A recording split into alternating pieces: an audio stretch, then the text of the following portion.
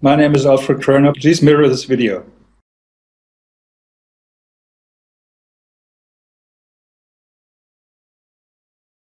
Thinking of many of these questions and thinking where Muhammad came from, he was after all a Bedouin.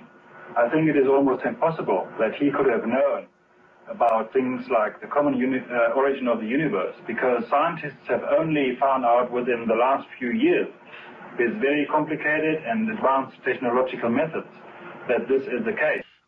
Somebody who did not know something about nuclear physics 1400 years ago could not, I think, be in a position to find out from his own mind, for instance, that the earth and the heavens had the same origin, or many other of the questions that we have discussed here. The time now is 18:25 and 9 seconds now. Okay, thank you very much for joining me. Would you mind stating your name and occupation, please?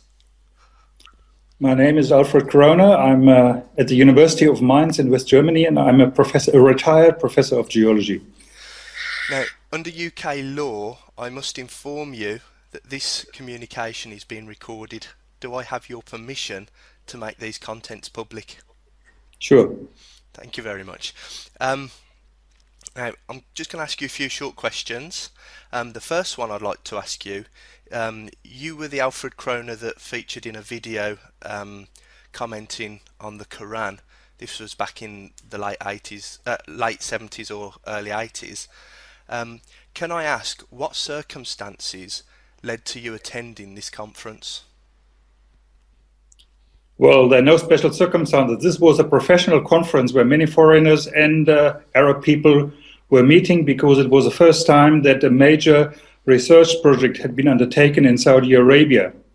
And the University of Jeddah, that means King Abdulaziz's university, actually conducted this conference because many of the lecturers and senior students of that university had actually graduated from Britain or other Western European countries, and therefore wanted to show off their results. Okay, so was it specifically a conference about the Quran and religion, or was it a conference about something else? Had nothing to do whatsoever with religion. It was purely a professional conference on geology. Not a single word was talked about religion or Quran or anything. Okay. What were the circumstances which led you to being presented with religious text and then being asked to comment on it? Well, during the conference, there was an interview in Saudi TV organized by the then vice president of that particular university.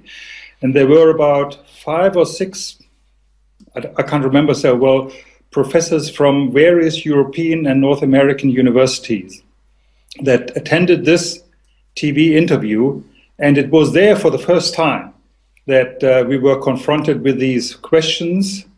To what extent the Quran was compatible with present-day thinking in earth sciences. Okay. Your comments were later used to suggest that you thought the Quran contained information which could not have been known by humans at the time without divine revelation. Do you think that this accurately reflects your opinion at the time? Well, that was not at all the purpose and the discussion that we had. The discussion was, they were reading us certain verses from the Quran, and then they would say, is this compatible with present-day scientific knowledge? In some cases we said yes, because always is. In almost every religion there's always something that is compatible. And in other cases we say no.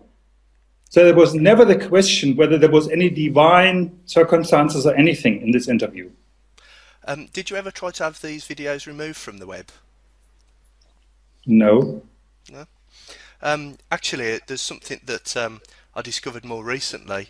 Someone gave me a Quran as a gift, and as I turned to the back of the Quran, you're actually in my Quran.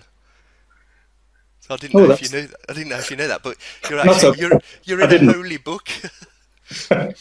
I have seen this. I have a copy of this at home. I read it many years ago, but it had nothing to do with that particular meeting. Yeah.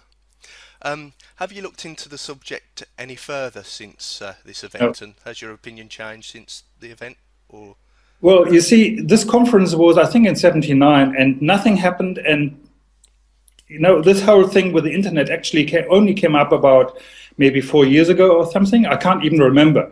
And then somebody sent me a message on the internet, and I replied and said, oh, I'm very surprised, but this is not how it was, and so on. And then continuously more messages came. And then I talked to people in my department. We have a geography department where there are 2 people who are really speaking Arabic, and they're Arabists, as you would call them, and they really know the Arab world extremely well. And I told them about this, and I said, look, there's nothing you can do. You just have to live with this, leave it alone, because we can't advise you to do anything. It will not help. Finally, may I ask, did you become a Muslim as a result of this event? No, I've never been a Muslim before. I've never been a Muslim afterwards.